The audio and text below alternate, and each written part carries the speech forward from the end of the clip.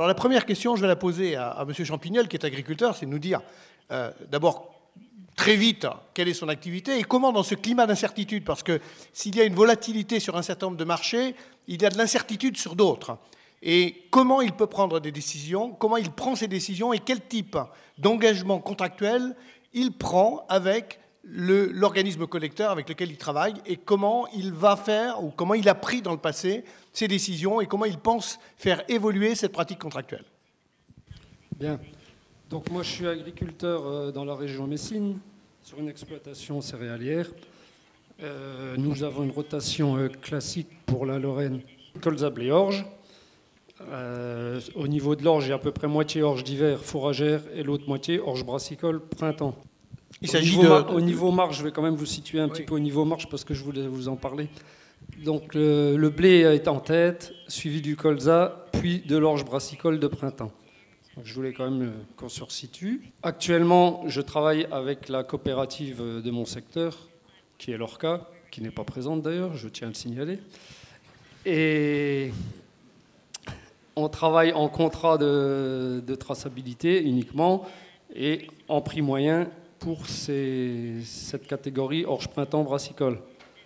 Bon, il est certain qu'aujourd'hui, avec les risques pédoclimatiques qu'on a déjà au niveau rendement ainsi qu'au niveau qualité de cette culture qui n'est pas assurée, il y a des années où on est déclassé en fourrager, ça c'est un premier problème, plus les grosses variations de prix qu'on peut connaître, c'est un petit peu délicat de s'engager sur une surface importante parce qu'on navigue un petit peu à vue.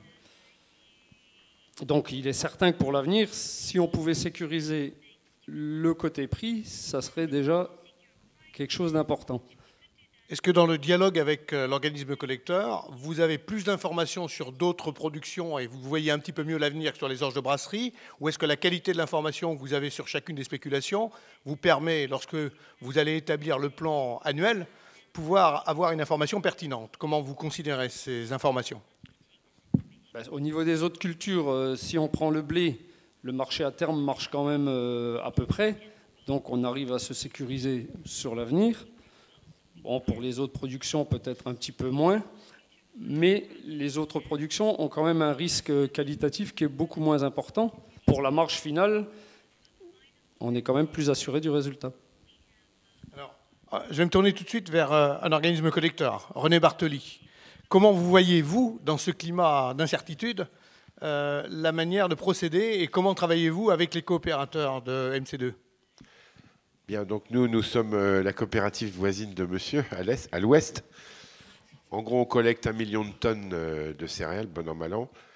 Et sur ce million de tonnes, 330 000 sont des orges. 250 000 sont des orges de brasserie, réparties pour moitié en orge d'hiver et en orge de printemps. Donc vous voyez, on n'est pas très loin de l'assolement de monsieur, grosso modo. Alors, la problématique historique, c'est que le rétroviseur fonctionnait très bien dans le temps. C'est-à-dire que quand les orges de printemps étaient chères ou les orges d'hiver étaient chères, eh bien on se retrouvait avec beaucoup d'orges de printemps et beaucoup d'orges d'hiver. Puis patatrac, ce n'était pas le bon scénario puisque ça baissait et donc l'année d'après, on se retrouvait avec moins d'orges d'hiver et moins d'orges de printemps. Alors, fort heureusement, un des bénéfices du marché à terme, et là j'irai dans le sens de François, c'est de donner une certaine visibilité devant. Alors, il y a un peu d'extrapolation. Si on voit que le colza vaut grosso modo 2 fois la valeur du blé, on est déjà dans des rapports économiques standards, classiques et qui vont bien. Surtout quand le blé vaut un peu plus de 200 € et le colza un peu plus de 400, ça va pas mal. Et puis, il faut situer l'orge de brasserie dans ce contexte-là. Je rappelle aux auditeurs que ici, on s'arbitre quand même assez régulièrement. L'orge de brasserie n'est pas un produit absolument obligatoire. Il l'est seulement pour semer les colzas dans des bonnes conditions, puisque les colzas doivent être semés dans la région Lorraine et dans beaucoup de terres intermédiaires, eh bien, doivent être semés autour du 15 août, 25 août. C'est la bonne date. Et après, on perd un peu de potentiel, faut-il le dire. Donc, en réalité, l'orge d'hiver a ce bénéfice de pouvoir libérer les champs relativement tôt. Et donc, bon. Alors, l'arbitrage, il va être fait de la façon suivante. Il y a les conditions météo qui vont compter, évidemment, conditions de semis d'automne pour les orges d'hiver. Là aussi, on sème très tôt. Hein. Les orges d'hiver, on les sème au 15 septembre. Donc il faut vraiment que les conditions soient requises. Et puis, si ma foi, ça s'est mal passé, on va se rabattre éventuellement sur l'orge de printemps. Sauf si, comme c'est le cas depuis le mois d'avril, on peut avoir une certaine visibilité grâce au marché à terme. Alors, là-dessus, les choses se compliquent, et tu l'as fort bien dit, c'est l'absence de volume traité.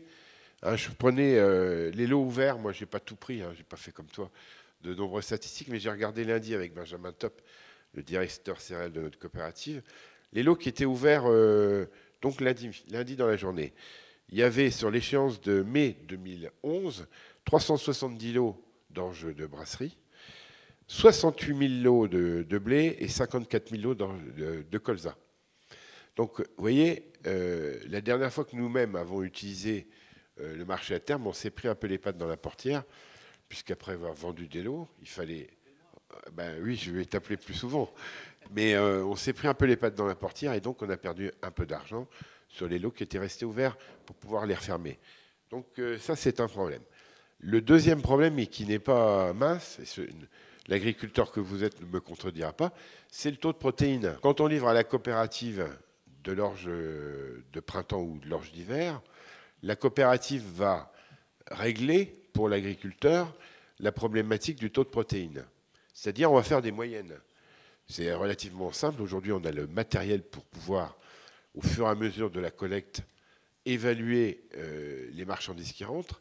Et donc, ma foi, si on est en dessous de 11,5, on va considérer qu'on va s'en sortir, tout simplement parce que nous ferons, dans les magnifiques silos que nous avons, eh bien, les assemblages qui vont bien pour régler la chose. Par contre, l'histoire récente, et même quand je dis récente, l'histoire sur la longueur nous montre que, à part les critères variétaux qui nous aident de plus en plus, certes, mais nous arrivons quand même, malgré tout, une année sur 3, à avoir des taux de protéines très limites, supérieurs à 11,5 en moyenne, et régulièrement avoir un tiers des marchandises qui sont à des niveaux à 11,5, 12, qui n'est pas les critères que vous requérez. Par rapport au marché à terme, moi j'ai envie de vous poser une question. N'est-il pas possible d'introduire des grades? Aux États-Unis, ça se fait, hein, sur le blé notamment. Il y a les grades A, B, C, D, enfin 1, 2, 3, etc. Et donc, nous sommes extrêmement frileux. D'abord parce que quand nos agriculteurs souhaitent s'arbitrer sur le futur, eh bien, on n'a pas toujours les clients à mettre en face. Donc, si on doit recourir au marché à terme, qui est une solution pratique et visible, eh bien, on prend un risque en lieu et place de notre agriculteur. Alors, là, vous êtes en train déjà de rentrer dans la réforme, dans des choses qu'il faudrait mettre en œuvre pour que le marché puisse fonctionner mieux. Mais aujourd'hui, avec les agriculteurs, quels sont les termes de contrat que vous proposez? Vous payez donc, vous allez recevoir la marchandise. Quel type d'engagement pour donner une visibilité à M. Champignol, qui ne livre pas chez vous? Mais bon, il pourrait, je ne sais pas. Alors, la meilleure recommandation qu'on fait à un agriculteur, et celle-là, on est sûr de ne pas se tromper, c'est de lui proposer le prix d'acompte. D'accord. Puisqu'il va bénéficier ainsi du système mutualisé. Est-ce que, M. Champignol, c'est comme ça que vous fonctionnez également, avec un prix d'acompte? Comme je l'ai dit tout à l'heure, au niveau des orges brassicoles, c'est en prix d'acompte. Bon. Alors, si l'agriculteur ne veut pas accepter le principe du prix d'acompte, qui ne lui offre aucune sécurité sur l'année d'après. Oui. Si nous avons mal vendu les orges, eh bien, il aura un mauvais prix d'acompte. Si nous avons très bien vendu les orges, il aura un très bon prix d'acompte. Donc, s'il veut s'arbitrer lui-même, et c'est là que les ennuis commencent. Alors, les ennuis sont de deux sortes. D'abord, vis-à-vis de nos clients, est-ce que nous aurons l'aptitude, par les marchandises qui nous sont apportées, à livrer les qualités qui sont requises?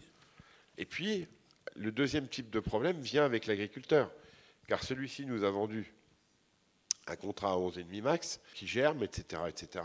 Hein. Donc tout va bien de ce côté-là. Et puis à la moisson, ça ne se passe pas comme prévu.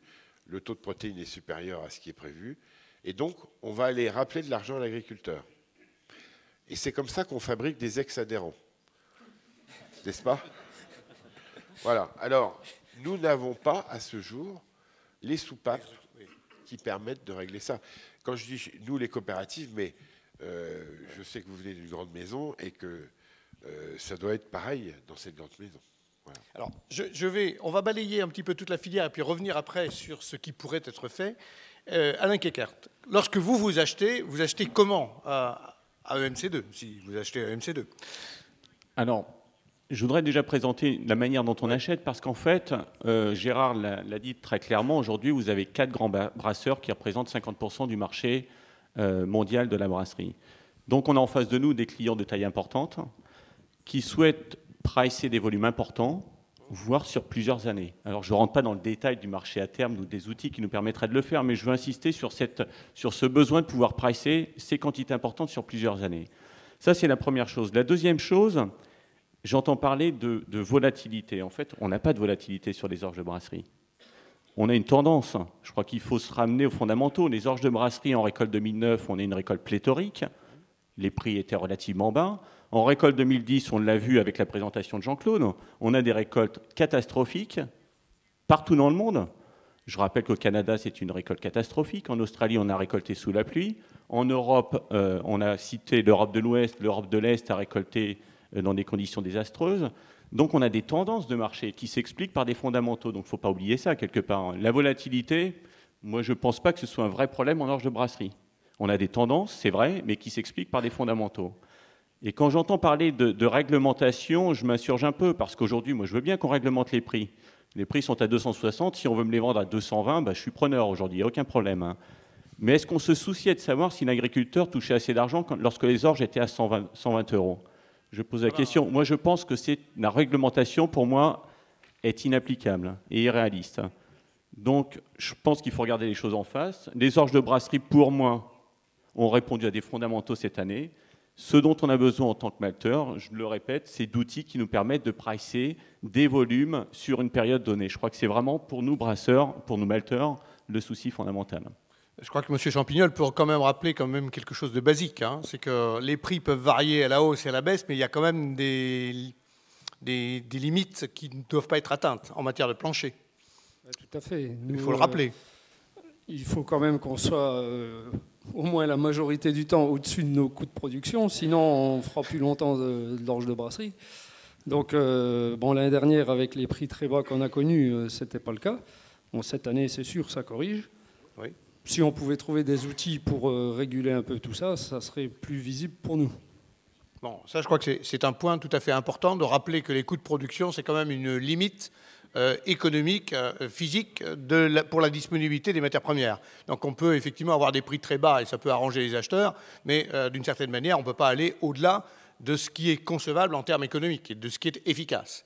Alors, Jean-Claude Girard, vous intervenez au milieu de la filière, vous avez un regard d'expert. Est-ce que vous pouvez nous dire comment vous voyez la pratique contractuelle de l'ensemble des opérateurs dans cette filière? Bon, d'abord, l'orge de brasserie, pour moi, c'est une production contractuelle, d'ores et déjà. Celui qui sort d'une production contractuelle, à mon avis, n'a pas de vision sur ce produit. Donc, chacun est un maillon de production, d'organiser des productions d'un côté pour les transmettre sur les destinataires, sur les industriels. Alors dans le passé, c'était relativement simple, parce que je me rappelle les premiers contrats cadres que je faisais avec les organismes stockeurs. On s'accordait sur une variété, on s'accordait sur une superficie ou une quantité. On disait, bon, au semis, on va accorder un tiers avec un prix de marché. Au mois de mai, à la sortie de l'hiver, on est satisfait de la production, on va fixer un tiers, et puis après la récolte, on va fixer l'autre tiers. Bon, à cette époque-là, on avait tous les garde-fous possibles et imaginables, qui étaient la PAC. Bon, ces garde-fous ont complètement disparu. On se trouve dans des situations totalement différentes, où on a des situations sur les céréales principales, on l'a vu cette année sur le blé, mais on peut regarder sur les oléagineux, on peut regarder sur le maïs, où on arrive à des situations qui peuvent être critiques sur le marché global, le marché international. Et si on regarde l'orge aujourd'hui, la récolte 2009, on avait plus de 150 millions de tonnes de production dans le monde. Cette année, on en a seulement 124. Et si on ne considère pas la production d'orge comme contractuel, et bien demain, on en aura seulement 100 millions d'hectares et c'est les producteurs qui produiront du maïs, du blé ou d'autres choses. Donc, on a absolument besoin d'un support et d'une référence. Alors, la référence, si on n'a pas de marché à terme, qu'est-ce qui se passe? Le marché est organisé, contractualisé. On peut dire qu'aujourd'hui, sur les 10 millions de tonnes de besoins en Europe, 70% de cette production est contractualisée dans une forme ou dans une autre. Et tout le monde recherche une référence pour travailler sur ce marché. Et si on regarde, si on attend seulement la référence du marché, ben on s'aperçoit qu'à des moments, il n'y a que des vendeurs ou il n'y a que des acheteurs. Donc la seule solution de résoudre ce problème-là, c'est de s'accorder sur un marché à terme de référence. Alors il existe des exemples dans le monde, par exemple en Amérique du Sud, en Argentine par exemple, tout est basé sur une contractualisation par rapport à un futur de blé, que ce soit de Chicago ou de Matpa. Je me rappelle aux les premières réunions d'Euronext où les brasseurs ont dit mais nous on veut pas s'encadrer avec des produits qui sont hors de nos produits de base, c'est-à-dire qu'on ne veut pas se baser sur du blé quand on parle de malt d'orge. Donc la demande était bien précise sur des orges de brasserie. Et ça a été. Alors, qu'est-ce qui s'est passé aujourd'hui? C'est que Euronext a pris plus de 2 ans pour mettre en place. S'ils avaient mis qu'un an, je pense qu'on aurait peut-être joué au moins une campagne de Malte sur l'Euronext orge de brasserie. Par contre, en ouvrant en avril, qu'est-ce qui se passait? En avril, qu'est-ce qu'on avait? Les marchés de Malte sur un an étaient déjà fixés. Il y avait pratiquement pas de place pour travailler. Donc les industriels ne se sont pas occupés. En plus de ça, on a eu un marché de céréales qui s'est envolé. Mais finalement, les industriels du malt ou de la bière étaient relativement relax parce qu'on avait des stocks à ne pas savoir qu'en faire. Donc même s'il pleuvait pendant 3 semaines, tout le monde dit on a des stocks qui vont nous mener jusqu'au mois de décembre, donc il n'y a pas besoin de réaction. Aujourd'hui, je pense qu'on est différent. On va remettre ces stocks à niveau. Les problèmes de supply-demand sur les différents produits n'ont pas changé. Et on va se retrouver sur des orges de brasserie où on est obligé aujourd'hui, si on veut pérenniser la production, c'est d'indiquer un prix par rapport soit à un blé ou par rapport à un marché à terre. Alors, Jean-Claude, on va revenir sur ces suggestions parce qu'elles sont extrêmement importantes. J'aimerais bien avoir le point de vue de Torben maintenant, qui lui aussi est très actif dans ce marché et qui va nous dire comment il voit cette situation aujourd'hui, le développement des contrats sur le physique. Quelle est votre pratique et quelle est l'efficience éventuelle de ce marché à terme? L'industrie danoise, et d'ailleurs je voudrais le souligner, je suis courtier dans ce système, nos clients sont les coopératives et la façon dont ils travaillent et ce qu'ils font, les décisions qu'ils prennent, ça c'est leur propre choix. Maintenant, pour regarder ce qui s'est passé, si l'on regarde dans le rétroviseur, eh bien c'est vrai que les agriculteurs danois ne voulaient pas trop s'engager sur ce marché à terme. Et aujourd'hui, eh bien, tous les camions, tous les conteneurs qui sont chargés le sont sur la base du matif. Même au Danemark, c'est vrai que nous cultivons également des herbes destinées à l'alimentation animale. Les prix ont également des déductions. Et ceci est dû au fait que les États baltes, depuis 1 an et demi, ils ont vendu la majorité de leurs grains, que ce soit en orge d'alimentation pour les animaux. Ils travaillent maintenant sur le matif. Et les orges brassicoles, bon, c'est peut-être ici un sujet un peu difficile, Mais au Danemark, comme je l'ai dit, nous avons 1 million de tonnes, peut-être un petit peu au-delà. Et les agriculteurs danois ont la tradition de les vendre 10 à 15% avant vraiment les cultures. Comment est-ce qu'ils garantissent cela? Eh bien, ils les vendent à des entreprises de trading. Ils les vendent également aux malteurs. Et s'ils n'arrivent pas à déterminer un prix, je suis quasiment convaincu que les coopératives opteront alors pour la commodité qui leur donne la plus grande satisfaction. Ça, c'est la situation actuelle. Alors, bon, je crois que là, nous avons finalement eu différents points de vue qui mettent en lumière, par rapport à ce que François Pignolet présentait tout à l'heure, un certain nombre de difficultés objectives qui ne tiennent pas à la nature d'un marché à terme, mais qui tiennent au fait que le pas de temps, l'horizon de M. Champignol, c'est l'organisation de sa campagne agricole. L'horizon de l'organisme collecteur, c'est la campagne céréalière dans laquelle il s'inscrit. Le besoin des melteurs liés aux brasseurs, c'est un horizon complètement différent.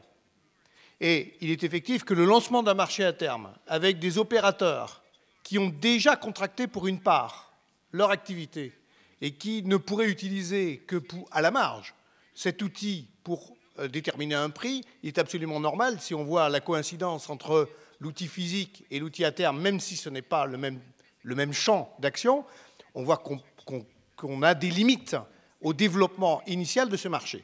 Alors ça, c'est la première chose. Mais il y a une deuxième chose qui a été dite également, c'est qu'il y a sans doute des imperfections. Et je vous rappelle que le marché du blé, lorsqu'il a été lancé, s'est arrêté sur les premiers contrats parce qu'ils avaient été mal définis.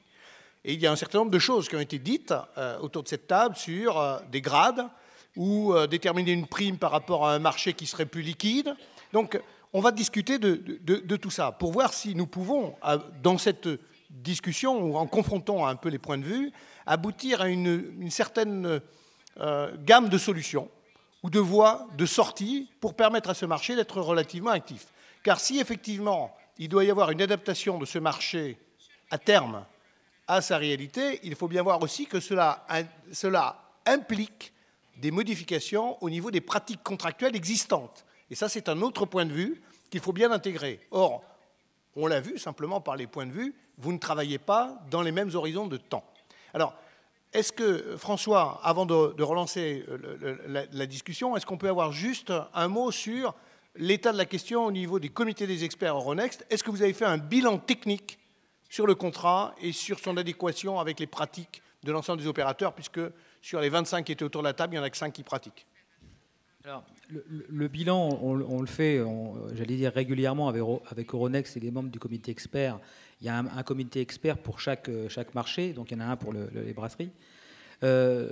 Aujourd'hui, il n'y a pas réellement de bilan qui est fait, puisque aujourd'hui, on voit que le marché fonctionne pas bien, ou pas du tout, avec quelques centaines de lots en position ouverte. On ne peut pas dire que c'est un marché qui a un succès. Et effectivement, l'idée d'amender les caractéristiques du contrat, etc., de modifier un peu les caractéristiques pour favoriser une liquidité, moi là-dessus, je suis assez dubitatif, puisque les gens qui se sont mis autour de la table pour créer ce marché au départ, si on réfléchit à nouveau à modifier le contrat, ça va être les mêmes. Et on va repartir pour 2 ans de réflexion. Donc moi je disais, un truc simple, avant de modifier les contrats, testez-le, allez sur le contrat, alors peut-être pour des volumes réduits au départ, pour seulement une petite partie de la position, mais allez tester le contrat, regardez le 11,5 ou pas 11,5 de protéines, eh bien vis-à-vis de l'agriculteur, au niveau du risque de récolte de l'agriculteur, exactement, c'est le travail de l'OS, COP ou privé, de dire le matif c'est du 11,5 et l'agriculteur il a son risque protéines, eh bien c'est justement le travail de l'OS de gérer ce risque comme il le fait quand il n'y a pas de matif d'ailleurs, quand il n'y a pas d'Euronext. Donc on a un vrai rôle OS j'allais dire, à adapter nos contrats entre l'agriculteur et le marché à terme. Mais aujourd'hui, ne changeons pas les caractéristiques du marché à terme, parce que là on est reparti, on ouvre la boîte de Pandore et c'est reparti pour 3 ans de négociations pour rien. Testons-le pour peut-être des volumes un peu limités, et puis faisons le point dans 2 ans sur ce sujet. Bon, alors, on va retenir ce point de vue. Pour l'instant, on reste avec ce contrat. Néanmoins, il y a quand même un certain nombre de suggestions qu'on peut quand même retenir. Donc on va revenir à ces suggestions et voir ce qui pourrait être amélioré, autant dans la pratique du physique d'ailleurs, pour s'adapter à ce marché, puisque ce marché existe, pour à la fois de l'arbitrage ou de la fixation de prix. Excuse-moi, juste un petit point sur ce contrat. Comme dans tous les contrats, aujourd'hui, on gère du blé en Asie en faisant du Chicago. Donc tous les contrats de physique sont adaptables à un contrat à terme avec le système des primes, des bases. Donc la logistique, les qualités, en plus, en moins, etc. Donc tout ça, c'est gérable. Non, mais on est bien d'accord. Alors, je voudrais d'abord, avant de donner la parole à ceux qui achètent et qui vendent, Monsieur Champignol, sur le blé et sur le colza, est-ce que vous utilisez l'outil du marché à terme directement, en prenant des positions, ou est-ce que vous en servez comme un élément de point de repère? Et est-ce que cela vous est suffisant déjà pour avoir une information sur le marché synthétique sous la forme de prix à différentes échéances pour la campagne prochaine, par exemple? Bon, il est certain que ça donne une information sur les prix à venir. J'ai déjà contracté au Matif du blé, uniquement. À ce jour, encore pas de colza et pas d'orge de brasserie. Et si le marché fonctionnait bien, vous prendriez des positions sur orge de brasserie, puisque c'est quand même une production assez... C'est une spécialité. S'il y avait un système via l'OS pour contrer les problèmes protéines, notamment, peut-être, oui. Alors, Monsieur Kekart, sur cette question justement de la pertinence du marché... Moi, je voudrais rebondir sur ce que dit François. Je suis d'accord avec François. Pour le critiquer, il faut l'essayer. Je suis d'accord avec ça. Ceci dit, je suis assez pragmatique aussi. Quand je me dis quelque chose ne marche pas après un an, c'est qu'il y a quelque chose. Donc je voudrais simplement soulever des pistes. Pour répondre à ce que je disais tout à l'heure, quand je regarde le contrat à terme aujourd'hui, je crois que l'échéance la plus lointaine aujourd'hui, c'est août 2012, si je ne me trompe pas. Donc aujourd'hui, je ne peux pas arbitrer de récolte 2012. Je vais proposer quelque chose. Pourquoi est-ce que non que pas qu'une échéance sur 3 récoltes, par exemple ? Novembre 2012, novembre 2013, novembre 2014. Ça permettra à l'agriculteur d'arbitrer sa production sur 3 ans. Ça me permettrait d'arbitrer mes ventes de malt sur 3 ans. C'est un exemple. Je ne dis pas que ça marcherait, mais je pense que ça vaudrait le coup d'être soulevé. Je rebondis sur ce que disait René Bartoli. Je regarde en Australie, un marché que j'ai pratiqué pendant quelques années. Vous avez un marché fourragé, et ensuite vous avez des bases qualitatives avec des gradients qualitatifs. Et c'est intéressant parce que ça veut dire que c'est une prime par rapport à un marché fourragé. Donc si vous êtes agriculteur, vous n'avez peut-être pas l'orge parfaite, mais vous savez qu'il y a un marché pour l'orge que vous produisez. J'insiste là-dessus parce que je pense qu'aujourd'hui, on est en train de réduire les surfaces de production. Si on arrive à monter à tous les agriculteurs, même ceux qui font parfois trop de protéines, qu'il y a un marché pour ça, je pense qu'il faudra réfléchir au sous-jacent, en 2 mots. Si on partait d'un marché fourragé, alors on en a parlé au départ, je pense, c'est pas nouveau l'idée. Mais à l'époque, il y avait l'intervention. Et l'intervention faisait qu'il n'y avait pas un vrai marché d'orge fourragère. Je pense qu'on pourrait se reposer la question aujourd'hui. Voilà, c'est des idées que je soulève. Moi, je vois, c'est côté une échéance plus lointaine, réfléchir à un sous-jacent, et puis regarder des grades. Moi, je suis également en faveur de grades qualitatifs différents pour les orges de brasserie. Donc voilà, c'est des idées, ce n'est pas des solutions. On va retenir cette idée d'une échéance plus lointaine parce qu'elle correspond au marché physique entre les malteurs et les brasseurs. Donc avoir un contrat qui soit adapté à cet horizon de contractualisation, ça paraît logique. Je crois qu'il y a un autre élément qui vient d'être indiqué, c'est peut-être réfléchir sur le sous-jacent. Et avant de redonner la parole à François, je voudrais que, effectivement, René puisse nous indiquer comment on peut envisager cet élément de modification du sous-jacent ou avoir une référence à un sous-jacent plus large, oui, avec des définitions de grades. Oui. La problématique, si vous voulez, c'est que à partir du moment où on sort des spécifiques du contrat, on est vraiment dehors, c'est-à-dire qu'on prend la sanction en pleine tête. Ce qui nous amène, bêtement, j'oserais dire, alors, sauf en faisant les aménagements dont tu parlais, à répercuter à l'agriculteur les réfactions, ou en tout cas les sanctions que le marché nous amène. Donc, alors, quand je dis ça, je caricature un petit peu les choses, puisque, bien évidemment, l'organisme stockeur, quel qu'il soit, va faire son métier d'assembleur pour tamponner, en quelque sorte, les sanctions aux agriculteurs. Néanmoins, si nous avions cette possibilité d'avoir des grades, donc une évaluation de la hiérarchie des prix entre une orge fourragère et une orge de printemps de bonne qualité, eh bien, nous pourrions étayer, en quelque sorte, nos actes sur la preuve d'un marché. Et aujourd'hui, nous n'avons rien pour justifier de ce que nous faisons. Alors, quand je vous dis qu'on fabrique des ex-adhérents, c'est à cause de ça. Alors, François voulait ajouter un mot, et puis après, je voudrais bien avoir les points de vue de Jean-Claude et de Torben là-dessus. Juste sur le sous-jacent, parce que bien sûr, ça a été des discussions, des heures sur le sous-jacent. Et clairement, sur le sous-jacent, pour qu'un marché à terme fonctionne, en général, le sous-jacent doit être le cheapest to deliver, donc le moins cher à livrer. Donc plutôt dans les céréales, la céréale de moins bonne qualité.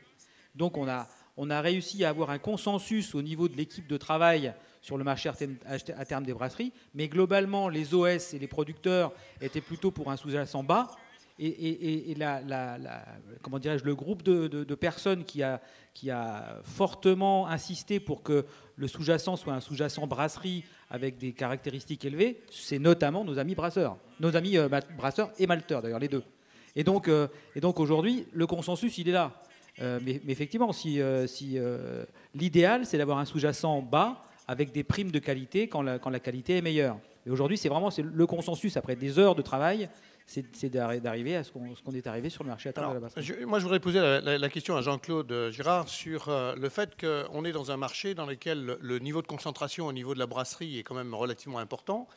Est-ce qu'il y a, par rapport à la pratique actuelle physique de contractualisation avec les malteurs, un intérêt à aller porter des positions sur un marché à terme comme outil de fixation de prix? C'est quand même une vraie question fondamentale, parce qu'un marché de ce type-là, tous les professionnels doivent être autour de ce marché, et s'ils le boudent, c'est qu'il doit y avoir une raison quand même. Finalement, qu'est-ce qu'on a? Le marché de brasserie s'apprête vraiment au marché à terme, parce qu'il est contractualisé de A jusqu'à Z.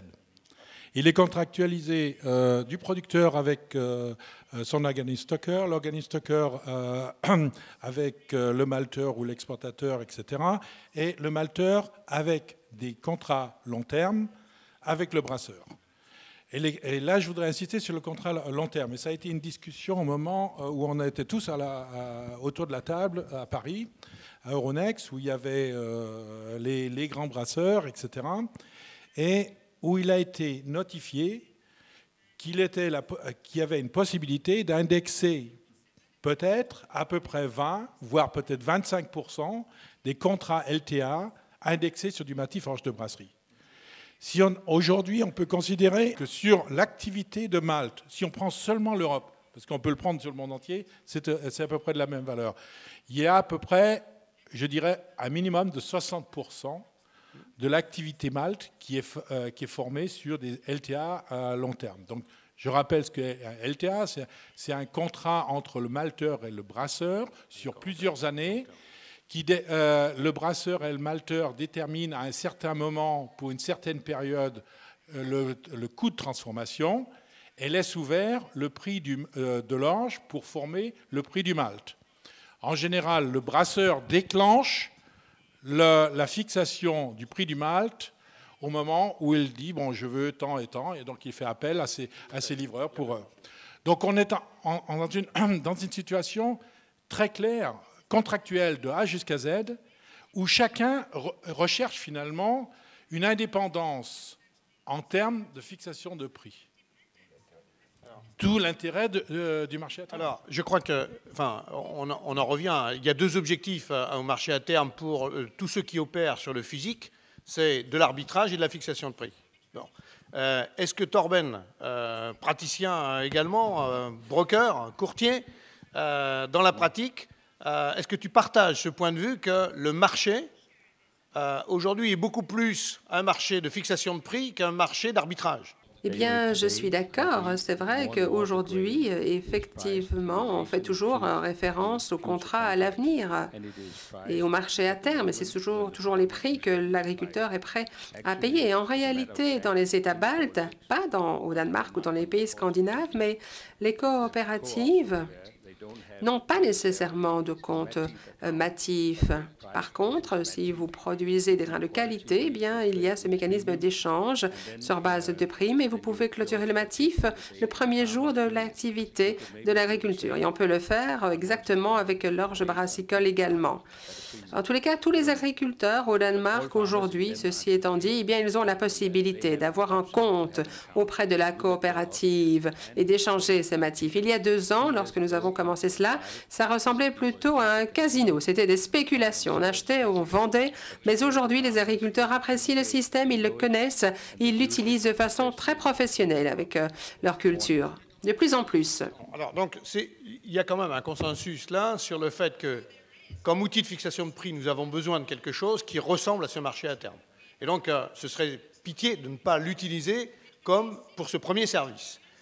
Avant de revenir sur l'autre position, qui est l'arbitrage, est-ce que vous considérez que les types de contrats qui sont utilisés pour le physique, tant entre l'agriculteur et le collecteur, entre le collecteur et le malteur avec les brasseurs, sont des contrats qui, aujourd'hui, en termes juridiques, sont adaptés à la pratique réelle. Nous avons des contrats à Paris, il y a des contrats, Nord-Europe, il y a des contrats internationaux. Est-ce que vous considérez que les outils de contractualisation et d'arbitrage existants en matière de contrats physiques pour prix ferme avec livraison à date fixée sont des contrats qui fonctionnent bien? Je pense que les contrats qui existent sur la filière peuvent s'adapter absolument au compte à terme. D'ailleurs, on recherche tout un tas de choses. Qu'est-ce qui s'est passé ces 2 dernières années où on avait à gérer des marchés relativement volatiles? Comme l'orge de brasserie, le contrat à terme ne fonctionnait pas, on a utilisé le contrat à terme de blé. C'est relativement important ce qui a été fait. Donc pourquoi pas le mettre sur l'orge de brasserie si toute la chaîne, mais là il faudrait l'accord de toute la chaîne de A à Z jusqu'au brasseur. Je pense qu'il est possible également de faire ça également avec le blé, mais évidemment, ce serait peut-être plus facile également de le faire avec de l'orge brassicole. Tout le monde finirait par le comprendre parce que finalement, l'agriculteur essaie de voir ce qu'il est possible de faire par rapport à l'orge de printemps versus le blé. Il y a une relation, effectivement. Il serait possible de définir certainement une façon de travailler. Alors, on va revenir un petit peu au contrat et au type d'informations dont on a besoin. Monsieur Champignol, est-ce que pour faire vos plans au niveau de l'exploitation, pour savoir quelles sont les surfaces que vous allez consacrer à chacune des cultures, est-ce que vous aimeriez disposer d'un outil contractuel spécifique en matière d'orge de brasserie qui n'existerait pas pour l'instant? Est-ce que vous auriez besoin de quelque chose qui ressemble à cette production un peu spéciale qu'est l'orge de brasserie et pour lequel, on l'a vu, il y a un énorme besoin et une certaine difficulté à concourir avec ou à être en compétition égale avec d'autres spéculations agricoles? Il est certain que si on avait un outil qui nous donnait de la visibilité, on engagerait les surfaces en proportion des prix de la saison. Autrement, comme je l'ai déjà dit, on navigue à vue et donc on n'ose pas prendre trop de risques et mettre trop de surface. Alors, comment vous pourriez considérer la relation avec un organisme collecteur? Est-ce que, par exemple, une participation aux modifications de l'ordre, des prix de marché sont des éléments que vous pourriez inclure dans les contrats? Oui, non, mais il est certain que si on voit déjà plus clair, on a une base. Et qu'après, s'il y a baisse, on participe un peu à la baisse, comme vous avez dit. S'il y a hausse, on participe à la hausse. Style du marché à terme, avec les options. On peut le faire. Pourquoi pas? Ça nous intéresserait, oui. Est-ce que, M. Bartoli, vous êtes prêt à offrir aux producteurs des éléments qui permettent justement la gestion de ce risque et la gestion de cette incertitude? Alors, de toute façon, est-ce qu'elle ne se répercute pas entièrement sur le producteur? La réponse est oui. Sauf que je reposais la question à mon voisin. Pour l'instant, les options sur le marché à terme de l'orge ne fonctionnent pas. Donc, on est un peu sec. Si le sous-jacent ne fonctionne pas bien, c'est sûr que les options ne vont pas fonctionner du tout. On est dans une boule de neige qui ne grossit pas. Donc, voilà. Par contre, moi, je réinsiste par défaut. Si on n'a pas de grade, on est quand même un peu piégé. Les grades, c'est les grades qualitatifs.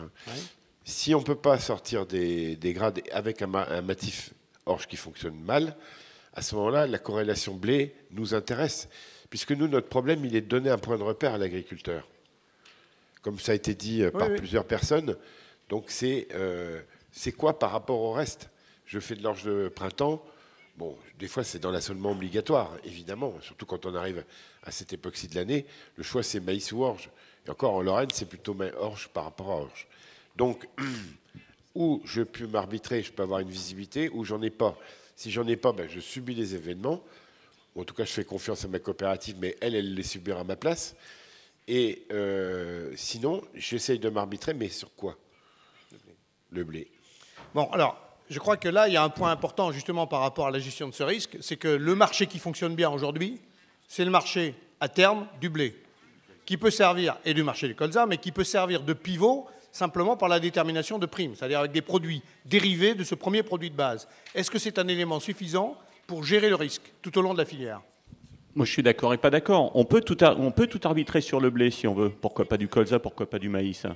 Mais je pense que la filière est suffisamment importante pour, à mon avis, développer un contrat en orge qui fonctionne. Alors, il faut que les opérateurs en aient la volonté. Moi, je reviens sur le sous-jacent. Si on change de sous-jacent, on peut attirer des fabricants d'aliments du bétail, par exemple. On peut attirer des exportateurs. Moi, je pense qu'il faut réfléchir à un contrat qui pourrait, à mon avis, fonctionner parce qu'il y a la taille pour le faire fonctionner. On l'a vu avec le colza, il n'y a pas de raison que ce contrat ne fonctionne pas. Ça pourrait être pour moi dangereux de tout indexer sur un seul et même marché. Je suis d'accord, c'est vrai que l'agriculteur raisonne probablement son assolement par rapport à une culture phare, mais je pense que c'est quand même dangereux. En tant qu'industriel, moi j'aime bien pouvoir diversifier mes risques. Diversification des risques, c'est diversifier vos zones géographiques, mais aussi diversifier vos outils d'arbitrage. Et je serais quelque part un petit peu gêné d'être obligé de tout arbitrer sur un marché blé.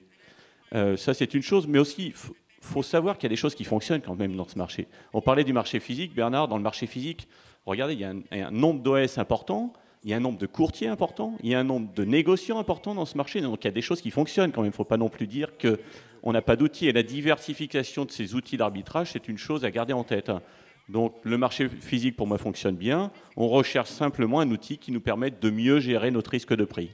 Et pour moi, le marché à terme peut être un outil qui y répondrait. Et il n'y a pas de raison qu'il ne fonctionne pas sur un marché indexé orge d'une manière ou d'une autre, à reformuler, à retravailler. Je répète ce que je disais, il n'a pas marché depuis un an, mais ce n'est pas pour ça qu'il ne marchera jamais. Je pense qu'il faut vraiment réfléchir à ce qui pourrait le faire changer. Et si on le fait changer que dans un an, il ne marche pas, eh ben, ok, mais au moins on aura essayé. Le problème des orges de brasserie est quand même relativement technique. C'est qu'on ne parle pas d'une commodité comme beaucoup d'autres produits, on parle d'un produit technique, et c'est là où il y a peut-être une autre question que j'aimerais vous poser. Est-ce que les espoirs qui ont été fondés sur le marché à terme, par rapport à un marché qui fonctionne bien, dans lequel il y a des opérateurs sur le marché physique qui connaissent bien les différents types de contrats, les spécifications, les conditions, les opérateurs, qui connaissent les variétés. On n'a pas parlé de variétés, mais il faut quand même en parler. Dans les cahiers des charges, il y a des variétés. Donc, lorsqu'on parle de marché de spécialité, est-ce que l'on peut appliquer les règles de commodité, c'est-à-dire de produits qui sont entièrement fongibles et pour lesquels la définition du sous-jacent devient un exercice extrêmement difficile? Monsieur Bartoli. C'est une question difficile. Alors, je vais vous répondre de façon sensitive parce que je n'ai pas une expérience. Je pense que quand on est devant cet état de fait, d'abord, on n'a qu'un vécu récent sur ce marché. On démarre en avril. Donc, qu'est-ce qu'on a fait, service céréales de la coopérative? On a regardé comment ça tournait. Oh, on a vu que ça démarrait difficilement. Bon. Et puis, la récolte arrive. Là, nous connaissons les qualités que nous avons à vendre. Ça change tout. Au lieu de prendre un risque qualitatif qu'on suppute, là, on est sur du certain. Donc, on a réglé déjà une partie du problème. Et puis ensuite, nous avons fait quelques expériences sur les échéances de novembre, me semble-t-il. Et ça ne s'est pas très bien passé pour le débouclage. J'ai entendu avec attention ce qui a été dit à ma gauche et à ma droite, c'est que les opérateurs, ceux qui sont en fait les destinataires des productions, ne se sont pas encore exercés sur le marché, tout simplement parce que le marché s'est ouvert après. Donc je pense, comme tu l'as dit Alain, il faut certainement que l'expérience perdure. Seulement, mettons dans notre tête quels seront les inconvénients d'un échec d'abord de ce marché à terme, puis deuxièmement de ne pas avoir ouvert les petites soupapes qui permettent de régler les problèmes très basiques que nous avons à confronter et qui sont des problèmes de relation avec les agriculteurs et de relation bien évidemment avec notre aval, puisque notre production évidemment va chez les malteurs. Alors, je travaille sur des marchés extrêmement différents de matières premières et je m'aperçois que pour qu'un marché fonctionne bien, il faut attirer des opérateurs qui n'ont rien à voir avec la profession. C'est le seul moyen de faire fonctionner un marché à terme. Est-ce que vous croyez que notre produit, orge de brasserie, parce qu'il est extrêmement technique, peut attirer des investisseurs qui viendraient sur ce marché simplement parce qu'ils considéreraient que les fondamentaux de ce marché valent la peine d'un investissement et donc, en quelque sorte, de prendre le risque d'acheter votre risque? On a quand même dans ce marché 4 leaders des brasseurs qui sont aujourd'hui des multinationales internes qui représentent le marché international. C'est toutes des sociétés cotées en bourse qui sont très connues, qui sont à la une quand ils ont fait des fusions, etc. Donc là, il y a quand même un marché de référence. Mais on ne les a pas gagnés, les brasseurs. C'est-à-dire qu'aujourd'hui, moi, je demanderais aux malteurs qui ont des contrats LTA à long terme avec les brasseurs, de vraiment pousser et de voir s'ils sont prêts, comme ils l'ont dit il y a 2 ans ou 3 ans, d'indexer un certain pourcentage, je nomme 20 ou 25%, sur du matif orge de brasserie, ce qui n'a pas été fait. J'ai l'impression actuellement que les grands malteurs français, européens, ne font pas les démarches. J'ai compris que ces contrats sont quand même des contrats longs. Est-ce que Alain Kekart, c'est possible? C'est imaginable? Parce que pour faire un contrat, il faut être 2 quand même. Hein. Je suis d'accord et pas d'accord. Déjà, je ne veux pas juger pour mes confrères. Je ne sais pas ce qui a été fait, ce qui n'a pas été fait. Et je ne vous dévoilerai pas ce qui a été fait au nom de Malte Europe. Mais je ne suis pas certain, Jean-Claude, que ce soit la cause. Aujourd'hui, tu es dans une filière où il y a 3 opérateurs. Finalement, tu as l'organisme stocker, le malteur et le brasseur. Je reviens au contrat. Si tu changes le sous-jacent et que tu attires d'autres intervenants, tu vas attirer d'autres opérateurs, des fabricants. Et si tu as un sous-jacent qui est moins risqué pour des opérateurs extérieurs, on fera peut-être également venir des opérateurs extérieurs. Donc je ne suis pas certain qu'en poussant des gens qui n'ont pas envie de le faire, s'ils n'ont pas envie de le faire, ils ont peut-être une raison déjà, Jean-Claude. Je ne la connais pas, mais ils ont peut-être une raison. Et je ne suis pas certain qu'obliger les opérateurs à mettre 20% de leurs achats dans le cadre d'un marché à terme soit la solution. J'en suis pas convaincu. Il semblait être convaincu il y a 2 ans. Alors je ne sais pas ce qui s'est passé entre-temps, si les relations ont changé. Non, ce qui est intéressant, c'est que on est 2 ans après. Donc ce que moi je recueille maintenant, ce sont quand même des jugements sur ce qui a été fait. Le fait que certains dessins étaient peut-être un peu irréalistes ou des ambitions trop fortes et qu'il y avait des points qui n'avaient pas été pris en considération, notamment l'ensemble des contrats déjà signés, l'intégration d'un certain nombre de contractualisations en cours. Donc on ne peut pas modifier par une baguette magique sur 12 mois des contrats qui portent sur des périodes longues et qui sont déjà engagés. Ça, c'est, je crois, la première chose. Donc ce que vous indiquez, c'est qu'il faut donner sa chance au contrat, dans la mesure où il faut permettre la mise en place progressive, comme Jean-Claude le suggère, de la prise en considération du marché pour la fixation du prix, par exemple. Ça, c'est un premier élément. Y a-t-il d'autres conditions pour que le marché démarre? On a des agriculteurs qui ont envie de vendre. Hein, donc ça nous pousse un peu dans le dos quand même. Or aujourd'hui, pour pouvoir arbitrer ce que les agriculteurs voudraient vendre, encore faut-il qu'on ait, dans l'état actuel des choses, des clients physiques. Or nous n'avons pas systématiquement des clients physiques. On a des clients, on pourrait avoir, si le marché avait de la profondeur, cette ressource du matif orge pour pouvoir faire correspondre les achats qu'on fait aux agriculteurs et les ventes sur le matif. Donc on a quand même cette demande. Hein. Je ne l'ai peut-être pas assez dit tout à l'heure, mais on nous pousse bien dans le dos. Hein. Et surtout en ce moment où les semis, les surfaces se dessinent avec un peu plus de précision et où les agriculteurs aimeraient bien profiter des cours actuels. Alors, sur ce point, on va peut-être résumer. Il y a un délai donc d'intégration dans la pratique du physique du développement du marché à terme, ce qui est quand même une condition relativement lourde compte tenu de l'inertie de l'ensemble du système. Torben, est-ce qu'au Danemark, on se sert de cette fixation sur le marché à terme Euronext Paris? Est-ce qu'on en attend quelque chose pour l'ensemble de la Scandinavie et de la zone géographique dans laquelle tu travailles? Malheureusement, je dois dire que maintenant, ils ne l'utilisent pas vraiment parce que le volume est trop faible et pour cette raison, ils n'osent pas le faire. Évidemment, quand on en a discuté hier, et il y a un besoin qu'il y ait une fonction parce qu'avec des prix élevés de tous les céréales maintenant, je suis certain que les agriculteurs veulent sécuriser, s'assurer d'un bon prix pour leurs céréales. Donc, c'est un petit peu urgent d'essayer de trouver une solution qui serait pratique, qui serait réaliste dans cette chaîne. Maintenant, ce que ce sera, je vous laisse décider. Bon, alors, sur ce point, Jean-Claude Girard, une réaction sur cette vision du marché qui a du mal à démarrer? J'en reviens toujours aux brasseurs, parce que les brasseurs sont généralement des personnes qui sont intéressées à travailler sur des budgets, de travailler sur des sécurités d'approvisionnement. Ils sont sécurisés avec des contrats LTA. Aujourd'hui, ils recherchent une situation où ils peuvent trouver un niveau de prix correct et où ils peuvent assurer leur marché sur 2 ans et 3 ans. Moi, je pense qu'on a des contrats dans toute la filière qui sont adaptés aux contrats termes. Aujourd'hui, moi, je dis, c'est aux malteurs et aux brasseurs de prendre des décisions, d'aborder ce problème et s'il y a des choses à modifier, on en discutera, mais je pense que ce problème n'a pas été abordé. Non, moi, je noterai simplement une chose, le versement Malte, on l'a indiqué tout à l'heure, éventuellement peut subir une certaine érosion. Or, sur les matières premières concurrentes, il y a une visibilité qui est relativement longue. Et ça, c'est sûrement une des premières raisons pour lesquelles il faut assurer pour l'ensemble de la filière industrielle une bonne visibilité à terme long sur les échéances. Peut-être les échéances, d'ailleurs, qui ont été fixées ne sont pas assez longues concernant les orges de brasserie du fait de la longueur des contrats.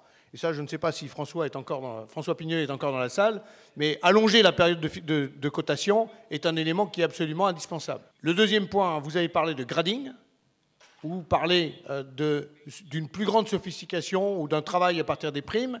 Est-ce que vous considérez que cette deuxième phase-là est absolument indispensable, ou est-ce que sur un petit nombre de contrats, faire une grande sophistication, ça va complètement tuer le contrat?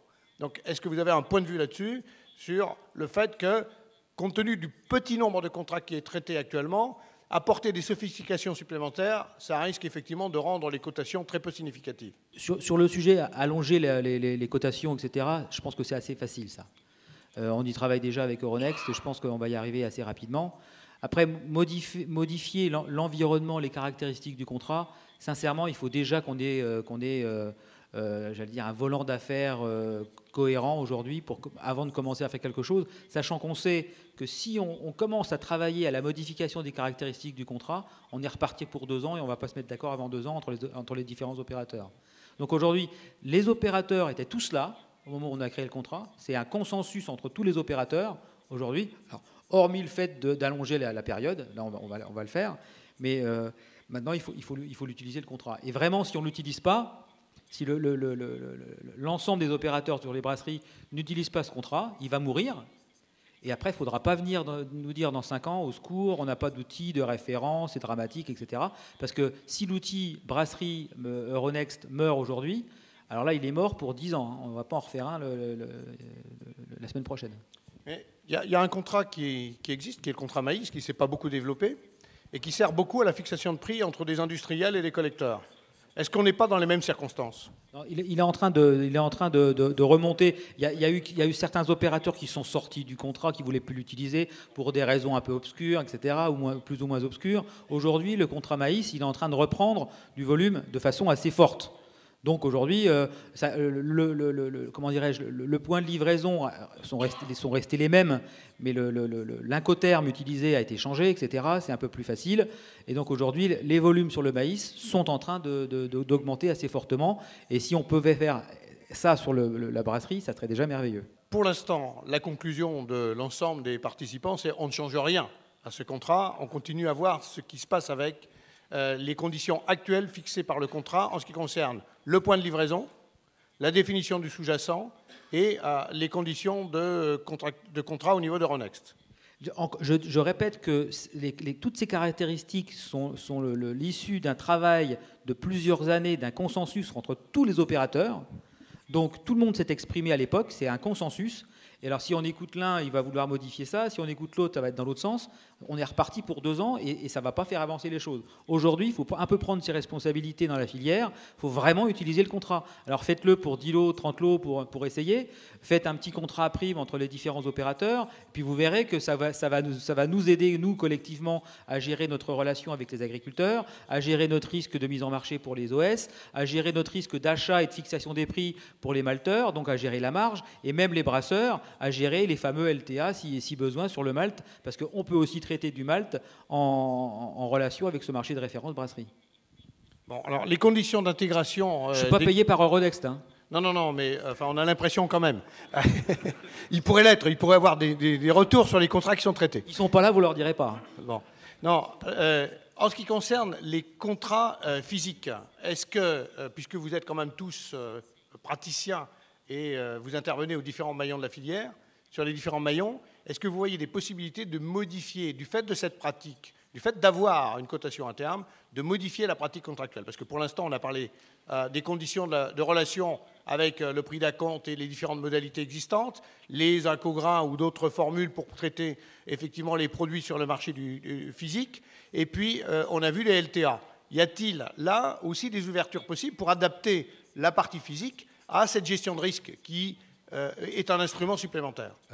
Je vais me répéter parce que je pense que bon, finalement entre les OS, la malterie ou les importateurs, exportateurs, il existe déjà des contrats à prime en ange de brasserie et je pense que tout le monde est prêt à viser et travailler là-dessus et d'augmenter les quantités à condition que les industriels suivent. Aujourd'hui, ne suivent pas. Moi, j'avais juste une question pour François. Je n'ai pas suivi le contrat maïs, très honnêtement, mais je voulais savoir, est-ce qu'il y a eu des changements de fait à ce contrat pour qu'il fonctionne maintenant alors qu'il ne fonctionnait pas avant? Et quels sont ces changements, s'il y en a eu? Globalement, il y a eu un changement majeur, c'était le changement de l'incoterme de FOB en rendu. Voilà, le reste, non, c'est tout. C'est un contrat classique avec une qualité de maïs classique. Non OGM, voilà, point. Donc il n'y a pas eu de changement majeur dans les caractéristiques qui fait que la volatilité, enfin pas la volatilité, le volume des opérations a augmenté depuis quelques mois. Voilà. Parce que les opérateurs ont vraiment constaté que c'était vraiment un outil utile et qu'il fallait travailler avec, créer un nouvel outil, c'est compliqué. Donc aujourd'hui, l'idée, c'est pas de créer un nouvel outil, mais c'est d'utiliser l'outil existant. Et ça fonctionne. Et quand on l'utilise, même s'il n'est pas parfait en fonction de nos propres besoins, j'allais dire personnels, on voit qu'on arrive à traiter des contrats, etc., à adapter nos contrats, adapter les primes, les bases, en fonction des caractéristiques du contrat. Au cours de la journée, on a vu à plusieurs moments qu'il était important de développer la filière orge de brasserie. On a vu les enjeux et la concurrence qui existaient. Est-ce que l'existence d'un marché à terme, en plus de l'ensemble des outils existants, est un enjeu principal compte tenu de la fluctuation, de la volatilité des cours sur les autres produits, et je ne parle pas de la volatilité des orges de brasserie, dont on a vu qu'elle était assez structurelle et qu'elle tenait à d'autres éléments dans une filière intégrée. Est-ce que c'est un élément essentiel sur lequel il faut concentrer beaucoup d'efforts, ou est-ce que c'est un élément supplémentaire simplement qui permettrait de rendre la gestion du risque plus facile entre l'ensemble des maillons de la filière? Oui. Alors savoir s'il y a de la volatilité ou pas sur les orges, la volatilité c'est une régression linéaire, donc c'est des maths, donc ça se calcule tout simple, donc vous verrez que quand on calcule la volatilité, même sur une série de prix orge de brasserie, c'est pas neutre. Mais bon, ensuite, moi je pense que c'est un outil indispensable et que la filière est en danger si jamais on n'arrive pas à mettre en place un outil marché à terme de référence pour gérer le risque prix. Je partage totalement ce point de vue. Je l'ai dit auparavant. De toute façon, si le marché à terme de brasserie ne fonctionne pas ou est supprimé, on va être obligé d'utiliser le marché à terme de blé. Donc un marché à terme, quel qu'il soit, mais a priori plutôt celui des orges de brasserie. Non, je voulais simplement rajouter quelque chose, on n'en a pas parlé, mais un marché à terme, c'est quand même un outil et ça demande une organisation derrière. Tu en as parlé, François, tout à l'heure, c'est quand même pas quelque chose de neutre. Je crois qu'il y a aussi un travail d'éducation à faire auprès d'un certain nombre d'opérateurs qui, à mon avis, sont, enfin pas affolés, mais se disent j'ai jamais fait, donc je n'y touche pas parce que je sais pas comment ça marche. J'entends parler d'appel de marge, j'entends parler, bon, c'est pas neutre quand même tout ça. Je pense qu'il y a aussi un travail encore d'éducation à faire parce qu'un marché à terme, c'est pas quelque chose, c'est un outil. Il faut savoir comment ça marche. Je crois qu'il y a encore un travail à faire de ce côté-là, au-delà de l'aspect contractuel en lui-même. Pour les organismes collecteurs, la commercialisation, on a besoin de quelque chose qui marche. Voilà. Pour les raisons de notre aval qui nous pousse et bien évidemment de nos clients malteurs. L'éducation des opérateurs est importante.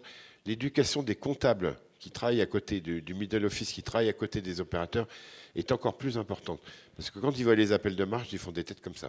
Je ne voudrais pas que de cette table ronde, il ressorte qu'on est en train effectivement d'avoir beaucoup de difficultés parce qu'on est devant un instrument qui démarre difficilement. Parce que je crois que par rapport à tous les autres secteurs dans lesquels il y a un grand appel à des relations contractuelles, la filière orge de brasserie est un véritable exemple. C'était même le seul exemple à un moment de présentation d'un secteur filière organisé avec transmission d'informations depuis la sélection variétale jusqu'au brasseur. Donc ça, c'est quand même un point extrêmement important. Donc nous n'en sommes pas à vouloir organiser cette filière, nous sommes à vouloir sophistiquer les types de rapports pour gérer un risque. Et sur cette gestion de risque, j'entends que même si le contrat doit demeurer tel qu'il est, il y a quand même un certain nombre d'ajustements qui seront nécessaires sur les périodes de planification pour chacun des opérateurs, car j'ai entendu que vous ne vous retrouviez pas tous sur les éléments d'information que fournit le marché, que vous n'aviez pas réussi à inviter tous ceux qui devraient être autour de la table. Donc, bon, là, c'est un effort de conviction qui doit être fait, mais je crois qu'il faut l'intégrer à la fois dans les contrats, mais aussi expliquer le service que va rendre ce marché. Et je pense que là-dessus, il n'y a peut-être pas eu beaucoup d'efforts de propagande ou de promotion, même si François est très convaincant. Bon. Donc, je crois que le constat est quand même très positif au niveau des outils existants. Il est négatif sur la période de démarrage, mais on ne doit pas se décourager. Alors, est-ce que sur cette expérience, vous considérez qu'il va y avoir un moment où on va pouvoir faire le bilan au niveau d'Euronext, et est-ce que l'ensemble de la filière ne peut pas apporter des contributions, je dirais, techniques, parce que votre comité d'experts, très représentatif des acheteurs, des vendeurs et du courtage, n'a peut-être pas pris en considération tous les éléments techniques qui auraient pu éventuellement être inventoriés pour définir ce contrat. Le comité expert, c'est un comité qui suit le marché à terme, qui essaye de comprendre les évolutions potentielles du marché à terme. L'équipe de réflexion qui a été à l'initiative de la création du marché à terme, il y avait tous les acteurs sur cette équipe. Donc quand le marché à terme a été créé, on avait bien tous les acteurs. Les agriculteurs, les OS, les malteurs, les brasseurs, les courtiers, tout le monde était là. Encore une fois, ce marché à terme, les caractéristiques de ce marché à terme sont le consensus de la réflexion et du travail de toute cette filière, à un moment donné, il y a 2 ans, ou il y a plusieurs années déjà, sur Paris, pour créer ce marché à terme. Donc c'est vraiment le consensus. Donc aujourd'hui, que tous ceux qui étaient autour de la table et qui ont participé à cette création l'utilisent. Voilà. Est-ce que Alain peut nous parler un peu de l'expérience qu'il a d'autres pays dans lesquels, effectivement, on utilise ce type d'outils pour les orges de brasserie?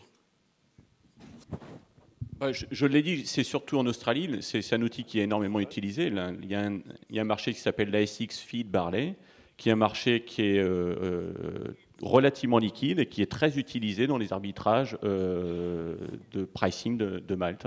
Donc c'est un bon exemple. Pour moi, c'est un exemple qui marche bien. J'en connais pas d'autres ou pas d'autres qui me viennent à l'esprit. Jean-Claude parlait de l'Argentine, mais qui est plus indexé sur un marché de blé. Mais pour répondre à ta question, le marché australien fonctionne. Et il fonctionne parce que le sous-jacent est enfin, je ne dis pas qu'il fonctionne parce que le sous-jacent est un marché, une référence orge fourragère, mais il fonctionne parce que, je pense, enfin ça en fait partie, parce qu'il y a d'autres opérateurs que des malteurs, il y a des exportateurs, il y a des fabricants d'aliments du bétail qui participent, et ensuite il y a un marché à prime pour des grades qualitatifs. Donc en fait, chaque opérateur s'y retrouve, comme le disait René, c'est-à-dire si vous ne faites pas le grade numéro 1, vous ferez le grade numéro 2 ou 3, mais vous serez d'une manière ou d'une autre payé avec une prime par rapport aux orges fourragères. Si on entre dans la technique de feed barley, blé et orge de brasserie, en fait, le sujet là, c'est le sujet de spread intermarché, entre les différents marchés. Le feed barley, il est globalement corrélé au blé fourragé, assez bien. Par contre, on démontre assez facilement que l'orge de brasserie n'est pas corrélée, avec des spreads qui peuvent parfois être négatifs, même dans des situations un peu exceptionnelles, jusqu'à plus de 100 € d'écart entre le blé et l'orge de brasserie. Donc c'est compliqué d'avoir un marché feed, ou blé d'ailleurs. Ou blé, c'est un gros risque de courir le risque brasserie en utilisant le blé. C'est moins pire que rien, enfin, c'est moins terrible que rien, mais c'est quand même extrêmement dangereux. C'est pour ça que c'est intéressant d'avoir un marché spécifique orge de brasserie. C'est mon avis, mais si on me dit demain, on est tous d'accord, les malteurs en premier, de couvrir l'orge de brasserie sur un marché feed, on y va demain. Mais à mon avis, c'est pas gagné. Ce qu'a dit simplement Alain, et qui est peut-être le contraire, mais pour les non-spécialistes, ça peut se comprendre très facilement, c'est qu'il est peut-être plus facile d'avoir un marché très large sur lequel il y a beaucoup d'opérations qui intéressent beaucoup d'opérateurs et sur lequel on peut avoir une prime, plutôt que de devoir avoir un marché très étroit qui n'intéresse que peu d'opérateurs et pour lequel il sera très difficile d'inviter par exemple les fabricants d'aliments du bétail pour avoir une prime de dérivation du produit fourragé par rapport au produit orge de brasserie. Donc je pense qu'il y a là quand même, par construction, une vision qui est très spécialisée, qui correspond bien à la spécialisation que nous avons et à l'intégration de la filière sur les contrats physiques, mais qui peut-être est une façon de refermer un peu trop le jeu et qui ne pourra pas permettre au marché de se développer au-delà d'un certain pourcentage en termes de produits dérivés par rapport au marché physique. Ce qui est donc une limitation quand même au développement de cet outil. Parce qu'on a parlé de développement relativement restreint pour l'instant, mais il faut se dire quel est le potentiel. Et le potentiel de ce marché, il sera quand même très limité par les éléments que vous avez énoncés, c'est-à-dire la partie qui reste à arbitrer et qui pour l'instant est relativement restreinte en physique. Donc il y a là quand même des ambitions qui sont limitées par construction dans l'ensemble de cet outil. Donc c'est peut-être pour ça que l'outil ne pourra pas rendre tous les services pour lesquels tous ceux qui étaient autour de la table avaient des souhaits. Si on utilise un marché de blé ou de feed barley pour la brasserie, je pense qu'on n'a aucun malteur et aucun brasseur qui viendront. Bon, ça c'est clair parce que le risque est trop important. Par contre, on aura effectivement les producteurs et les OS. Après, moi, je rêve d'un spread brasserie blé ou des contrats sur 100 lots. On fait, je sais pas, 70 lots de brasserie et 30 lots de blé qui gèrent j'allais dire l'aspect qualité entre la partie brasserie et la partie feed d'une tonne d'orge. Donc voilà, ça peut aussi être... Mais ça, on peut le faire déjà. Hein. On peut le faire. Hein. Moi, je reçois 100 tonnes d'orge d'un agriculteur. Je peux tout à fait, ou 100 lots, l'équivalent de 100 lots d'orge d'agriculteur, je peux tout à fait en couvrir X lots sur le marché à terme de la brasserie, ce qui correspond à la partie brasserie, et X lots sur le blé, parce que je considère que le blé est corrélé au feed barley. D'accord. Si vous rêvez un peu, de quel instrument souhaiteriez-vous disposer aujourd'hui?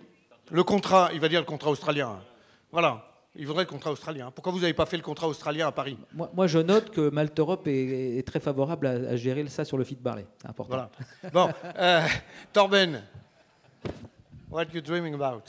Je crois qu'il ne fait aucun doute d'avoir un outil où on pourrait inclure les banques aujourd'hui, parce qu'on n'a pas parlé des banques aujourd'hui, mais je crois que les banques aimeraient bien comprendre également comment on fonctionne. Donc, plus l'outil sera organisé tôt, mieux ce sera. Bon, donc appelez les financiers à venir sur ce marché. Mais vous savez que les financiers, vous ne pourrez les appeler que dans la mesure où, pour investir sur ce risque, il faudra qu'ils soient très informés du fonctionnement technique de ce marché. Et donc là, il y a un effort considérable d'information. On le voit même sur des marchés pour lesquels il y a beaucoup d'informations et ce n'est pas suffisant. Pour René Bartoli, quel rêve de marché? Celui-ci qui tourne parfaitement avec quelques grades pour pallier à nos problématiques de sécurité. Jean-Claude? Moi, je pense qu'il faut maintenir un marché à terme en orge de brasserie, parce qu'autrement, on n'aura jamais l'accompagnement des brasseurs. Les brasseurs veulent avoir une référence qui est en référence par rapport à leurs produits de base. Stéphane, le dernier mot vous revient. Qu'est-ce que vous aimeriez avoir? De quoi vous aimeriez disposer pour pouvoir produire dans des conditions de sécurité? De visibilité, je l'ai dit tout à l'heure, de visibilité pour savoir où on va. Bon, ben, c'est sûr qu'en ce moment, il y a des bons prix. On vendrait bien de l'orge-brasserie sur les quelques années qui viennent. Bon, le marché à terme ne marchant pas et n'étant pas assez long, on ne peut pas le faire. C'est tout. Donc, si ça existait, ça serait bien. Vous avez le mot de la fin, c'est-à-dire voir loin, avoir la possibilité, effectivement, de répondre aux besoins d'un ensemble d'une filière. Et je pense que, comme l'avait dit René Aquin tout à l'heure, on est dans une filière dans laquelle on a pris beaucoup d'initiatives. On va essayer de voir comment se pousser ou se tirer peut fonctionner d'une manière qui rende à l'ensemble de cette filière tout son dynamisme. Merci beaucoup.